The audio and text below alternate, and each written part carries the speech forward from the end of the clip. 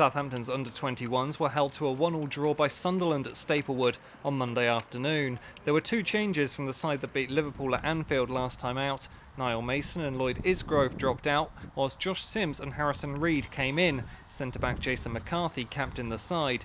And it was Jason who had the first chance of the game, nearly getting his head on Harrison Reed's corner in the first couple of minutes, looking to add to the one goal he has already this season. Sunderland were given a great opportunity to take the lead moments later. Harrison Reed was adjudged to have fouled Carl Lawson in the penalty area. Referee Richard Hume pointed to the spot, and it was Liam Agnew who stepped up to take the penalty. Gazzaniga guessed the right way and kept it out. This was Paolo's fourth start of the season for the Under-21s. Saints were back on the offensive. Whether Will Wood's sliding interception was intended as a world-class through ball to Omar Rowe, it didn't really matter. Omar showed great pace to run the ball from his own half, and with no options to his right, he decided to go it alone, beat the goalkeeper, but was denied by the base of the post. Omar has started all 7 of Saints Under-21s matches this season. Only Jake Flanagan has done the same, unlucky with this effort.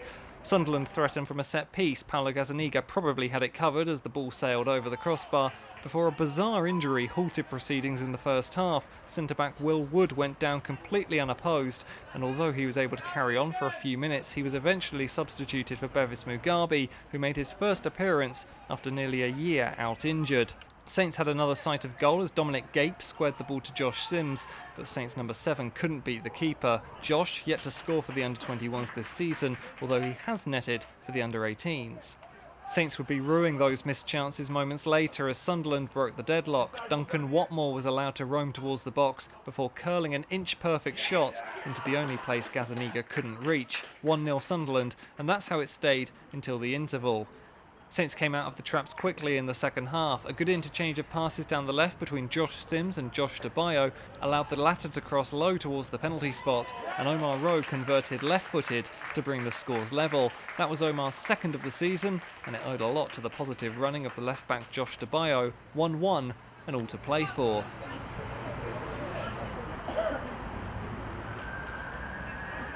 Having missed the earlier penalty, Liam Agnew probably should have done better with this effort, whilst at the other end, centre-back Jason McCarthy went on a marauding run forward, saw his first shot blocked, and after the ball ricocheted off several players, it eventually found its way back to McCarthy, whose finish was off target. Meanwhile, his new centre-back partner Bevis Mugabe came close to marking his return to action with a goal, not quite connecting right from the corner. Saints ended the game with several long-distance shots. The first from Hesketh was well over, the second from substitute Harley Willard was deflected wide, and the third from Ryan Seeger, probably the best of the lot, went wide of the post. Saints having to settle for a point at home. Coach Martin Hunter gave us his verdict. Very frustrating. I didn't think we got to grips with the game at all in either half. Luckily, on the penalty, Paolo made a terrific save. Otherwise, we've been looking at no points. So, I mean, a point at home is disappointing, but it's the manner in which we played today was very frustrating and nowhere near what we've achieved in some of the previous games this season. Do you draw any positives from the clash, though? You know, for example, the way you responded after the penalty, hitting the post, the way you responded after the half-time break and scoring 3 minutes afterwards. Yeah, that's all well and good, but we've got to be more consistent. We played in like little bursts today, not even, you wouldn't say even 5 or 10 minute bursts. We played in sporadic attacks, so they'd have an attack, we'd have an attack. We've got to be much better than that for the players to get where we need them to go. Why do you think things were different today after the last 2 fixtures? That's a difficult question. We prepared the same way. The boys have trained well.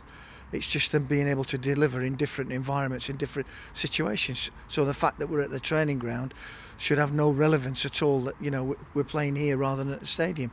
So it's consistency. It's understanding what's required, and more importantly, doing it. It's all right talking about we need to do this and we need to do that. Well, we need the players to be doers.